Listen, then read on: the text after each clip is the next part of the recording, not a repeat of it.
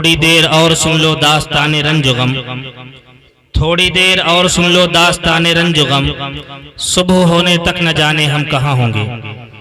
آپ حضرات بڑے ہی اچھے انداز میں پروگرام سماعت کر رہے ہیں، بس تھوڑی دیر اور اسی طریقے سے ہمارا ساتھ دیتے رہیں۔ مہمان خصوصی بھی تشریف لا چکے ہیں اور ہماری فہرست بالکل ختم ہونے پر ہے۔ اب ہم گزارش کر رہے ہیں رفیق محترم جناب حضرت مولانا مفتی محمد توقیر صاحب سے کہ حضرت والا تشریف لائیں اور اپنے بیان سے ہم سامعین کو محظوظ فرمائیں اس شعر کے ساتھ کہ سنبھلتا نہیں اب ہمارے سنبھالے، سنبھلتا نہیں اب ہمارے سنبھالے، تمہارا علاقہ تمہارے حوالے۔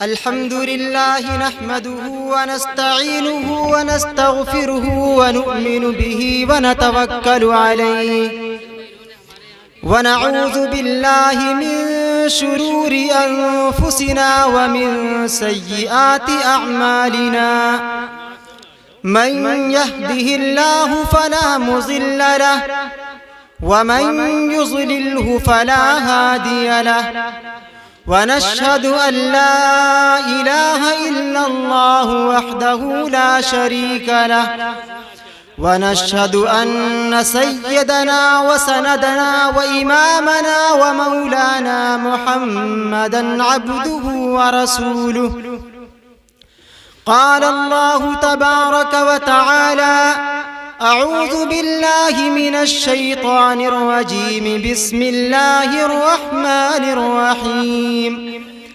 خيركم من تعلم القرآن وعلمه صدق الله العظيم۔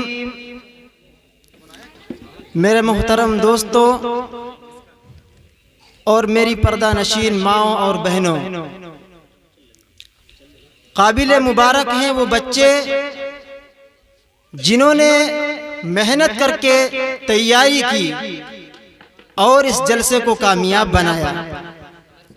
قابل مبارک ہے ان کے اساتذہ، ان کے استاذ مولانا محمد توحید جنہوں نے محنت کر کے لگن کے ساتھ بچوں کو سکھایا، اور قابل مبارک ہیں وہ لوگ جنہوں نے اس انجمن کو، اس جلسے کو سنوارا اور سجایا اور محنت کی کوشش کی۔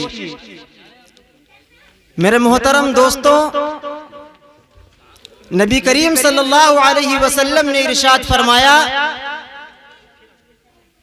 کہ جب بچہ پیدا ہوتا ہے تو اس کے والدین کی سب سے پہلی ذمہ داری یہ ہوتی ہے کہ اس کا اچھا سا نام رکھے، اس کا کوئی پیارا نام رکھے جس کے معانی بھی اچھے ہوں۔ اس کے بعد والدین پر دوسری بات جو ضروری ہے وہ یہ ہے کہ وہ بچے کو ادب سکھلائے، اس کی تربیت کرے، اور تیسری چیز یہ ہے کہ وقت پر بچے کی شادی کر دے۔ میرے محترم دوستو، بچہ اپنے والدین کو دیکھ کر کے سیکھتا ہے۔ اگر اس کے والدین دین کے مطابق زندگی گزارتے ہیں، اگر اس کے والدین نماز کی پابندی کرتے ہیں، اگر اس کے والدین روزے کی پابندی کرتے ہیں، اپنی زندگی کو دین کے مطابق گزارتے ہیں، تو بچہ دیکھ دیکھ کر کے اپنی زندگی بھی اسی طرح سے گزارتا ہے۔ لیکن اگر والدین نماز کو چھوڑتے ہیں، دین سے دور رہتے ہیں، ہر طرح کے برے کام کرتے ہیں، تو جو جو کام کریں گے بچے کے اندر وہی چیزیں پیدا ہوتی چلی جائیں گی۔ اس لیے سب سے ضروری ہے کہ ہم اپنے بچے کی تربیت کریں۔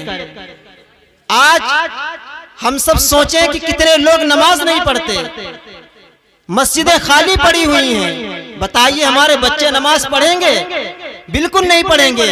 پھر حال یہ ہے کہ ہم خود تو نماز نہیں پڑھتے اور بچوں کو ڈانٹتے ہیں نماز پڑھنے کے لیے۔ کیسے ایسا ہو سکتا ہے؟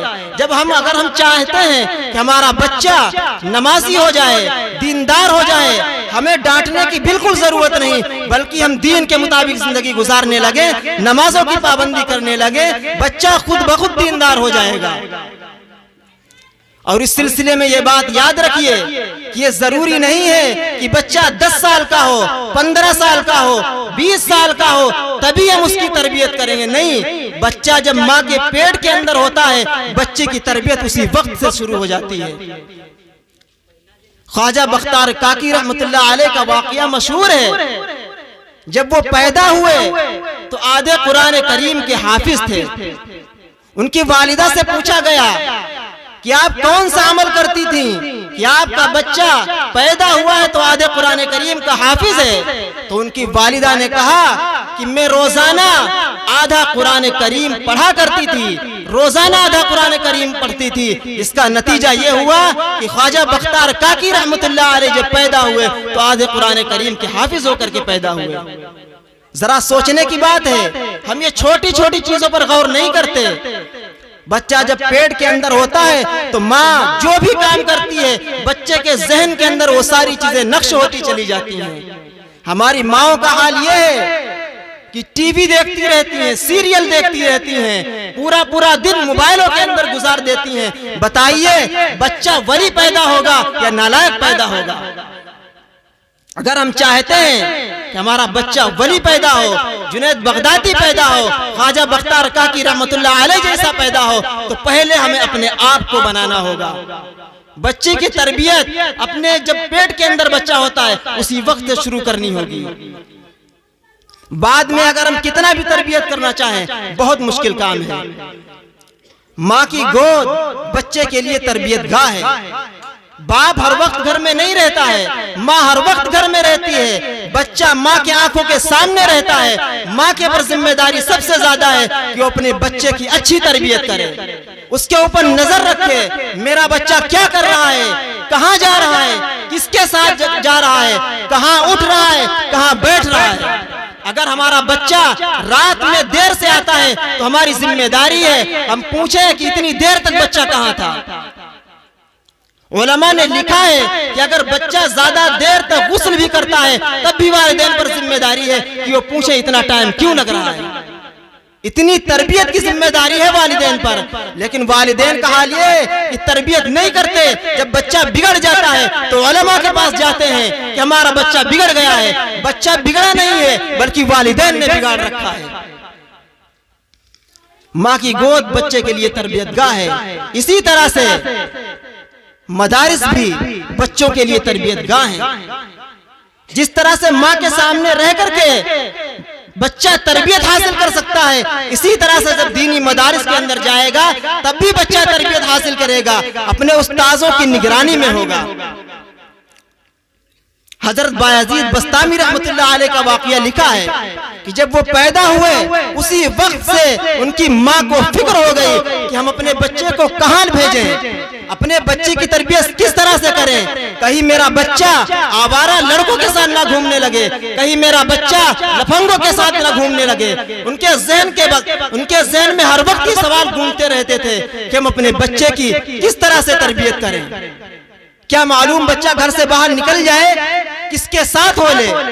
ماں کے سامنے جب تک بچہ ہوگا تب تک وہ تربیت کر سکتی ہے، لیکن بچہ باہر چلا گیا کیا معلوم کس کے ساتھ ہو لیا ہو.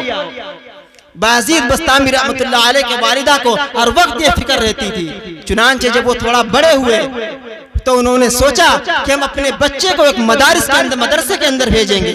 قریب میں ایک مدرسہ تھا، وہاں لے کر کے گئیں، استاد سے ملاقات کی اور کہا کہ یہ میرا بچہ آپ کے حوالے ہے. ایک بات یاد رکھیے، ہمارا بچہ کتنا بھی گھر آنے کے لیے کہے آپ کی ذمہ داری ہے آپ بچے کو گھر نہیں آنے دینا. جب تک میرا بچہ پوری طرح سے عالم نہیں ہو جائے گا، نیک نہیں بن جائے گا، تب تک یہ گھر آنے کی اجازت نہیں ہے. چنانچہ خواجہ بایزید بسطامی رحمت اللہ علیہ پڑھنے لگے. بچے تھے، فطرت کی بات ہے، ماں کی یاد آنے لگتی ہے. استاد کے پاس گئے اور کہا استاد جی مجھے بہت زیادہ ماں کی یاد آ رہی ہے، میں گھر جانا چاہتا ہوں، آپ مجھے صرف 1 دن کی چھٹی دے دیجئے. استاد کے ذہن کے اندر وہ بات آئی کہ ان کی ماں نے تو کہا تھا کہ میرا بچہ جب تک پڑھ نہ جائے، عالم نہ ہو جائے، اس وقت میرے بچے کو گھر مت بھیجنا. استاد نے ایک بہانہ چلا. استاد نے کہا کہ میں تم کو سبق دے رہا ہوں، اگر تم اسے یاد کر کے سنا دو گے تو تمہیں چھٹی مل جائے گی۔ اتنا زیادہ سبق دے دیا کہ بچے کے لیے یاد کرنا بہت زیادہ مشکل تھا، اور استاذ کو یقین تھا کہ بچہ یاد نہیں کر سکتا، لیکن بایزید بسطامی رحمت اللہ علیہ کے دماغ پر یہ بات چڑھی تھی۔ وہ سوچ رہے تھے کہ ہمیں کسی طرح سے اپنا سبق یاد کر کے استاذ کو سنانا ہے اور گھر جانا ہے۔ چنانچہ انہوں نے سنا دیا۔ اب استاذ کو وعدہ جو کیا تھا وہ پورا کرنا تھا۔ انہوں نے کہا ٹھیک ہے جاؤ، اور جاؤ اپنی ماں سے ملنے کے بعد فوراً واپس آ جانا۔ حضرت بایزید بسطامی رحمت اللہ علیہ پہنچتے ہیں، کنڈی کھٹکھٹاتے ہیں۔ والدہ کہتی ہیں کون؟ کہتے ہیں آپ کا بیٹا بایزید آیا ہوا ہے۔ والدہ دل پر پتھر رکھ کر کہتی ہیں، وہ جان جاتی ہے کہ میرا بیٹا ہے۔ کہتے ہیں کہاں؟ کون بایزید؟ کوئی ہوگا بایزید، ایک میرا بھی بایزید تھا، وہ مدرسے میں پڑھنے کے لیے گیا تھا، اس نے وعدہ کیا تھا کہ جب تک وہ عالم نہیں بن جائے گا گھر نہیں آئے گا، کہ میرا والا بایزید نہیں ہے۔ بایزید بسطامی رحمت اللہ علیہ سمجھ گئے میری والدہ کا مقصد کیا ہے، چنانچہ وہ وہیں سے واپس ہو لیے، اپنے استاذ کے پاس گئے، محنت سے پڑھا، لگن سے پڑھا، ایک اچھے عالم تربیت یافتہ ہو کر کے اس مدرسے سے نکلے۔ اس لیے میرے دوستو، یہ مدرسے تربیت گاہ ہیں، ہمیں اپنے بچوں کو مدرسوں میں بھیجنا چاہیے۔ میں یہ نہیں کہتا کہ اپنے بچوں کو دنیاوی تعلیم نہ دیں، ضرور دیں، لیکن دین اسلام کو سیکھنے کے لیے اپنے بچوں کو مدارس میں ضرور بھیجیں، تھوڑا وقت ضرور نکال کر کے بچوں کو مدارس میں بھیجیں۔ میرے محترم دوستو، بچے کی تربیت بہت ضروری ہے۔ اسی طرح سے جس طرح سے ہم تربیت کریں، اپنے بچوں پر نگاہ رکھیں، ہمارا بچہ کسی بروں کے ساتھ نہیں جا رہا ہے۔ مقولہ مشہور ہے کہ اگر ہم کسی لوہار کے پاس جائیں گے تو ہم وہاں سے اپنے کپڑے جلا کر ہی آئیں گے، اگر عطر بیچنے والے کے پاس جائیں گے تو ہم اپنے کپڑوں میں خوشبو لے کر کے آئیں گے۔ اسی طرح سے اگر ہمارا بچہ بروں کے ساتھ جائے گا تو انہی کی صحبت لے کر کے آئے گا، اگر اچھے لوگوں کے ساتھ جائے گا، اچھے بچوں کے ساتھ جائے گا تو اچھی صحبت لے کر کے آئے گا۔ میں ایک چھوٹا سا واقعہ آپ کو سنا کر کے اپنی بات کو ختم کر رہا ہوں کیونکہ وقت بہت کم ہے۔ مصر کا واقعہ ہے، عدالت لگی ہوئی تھی، ایک بچے کو حاضر کیا گیا، اس کو پھانسی کی سزا سنائی گئی۔ جج نے کہا کہ آپ کی آخری خواہش کیا ہے؟ جو خواہش ہو آپ بتاؤ۔ اس نے کہا کہ جج صاحب، میں اپنی ماں سے ملنا چاہتا ہوں۔ چنانچہ اس کی ماں کو بلایا گیا، اس کی ماں آئی، اس نے کہا میں اپنے ماں کی کان میں ایک بات کہنا چاہتا ہوں۔ تو اس کی ماں نے کان آگے کیا، اس نے اپنی ماں کے کان میں بہت زور سے کاٹا، اس کی ماں رونے لگی۔ تو جج نے کہا یہ کیا ماجرا ہے؟ تم نے ماں سے کو اس لیے بلایا تھا کہ ان کے کان میں کوئی بات کہنی تھی، نہ کہ یہ حرکت کرنی تھی۔ اس نے کہا آپ صحیح کہہ رہے ہیں، لیکن آج جو میں کٹ گھرے میں کھڑا ہوں، آج جو میں پھانسی کے پھندے پر کھڑا ہوں، یہ میری ماں کی غلطی ہے۔ میں غلط کام کرتا تھا، غلط لڑکوں کے ساتھ جایا کرتا تھا، میری ماں دیکھا کرتی تھی، لوگ میری شکایت کرتے تھے، میری ماں اس کان سے سنتی تھی، دوسرے کان سے نکال دیتی تھی۔ اگر میری ماں میری بات مان لیتی، لوگوں کی شکایتیں سنتی اور میری تربیت کرتی، مجھے سمجھاتی، تو آج میں اس پھانسی کے پھندے پر کھڑا نہ ہوتا۔ میری ماں کی غلطی ہے جس کی بنا پر آج میں پھانسی کے پھندے پر کھڑا ہوں، اس لیے میں نے اپنی ماں کے ساتھ یہ سلوک کیا۔ اس لیے میرے دوستوں، اپنے بچوں کی اچھی تربیت کریں۔ اگر ہم اچھی تربیت کریں گے تو میرے بچے ہیرے بن کر کے نکلیں گے، اور اگر ہم بری تربیت کریں گے تو اس کے بعد میں ہمارے پاس پچھتاوے کے علاوہ کوئی بات نہیں ہوگی۔ اللہ تعالی ہم سب کو عمل کرنے کی توفیق عطا فرمائے۔ وآخر دعوانا الحمدللہ رب العالمین۔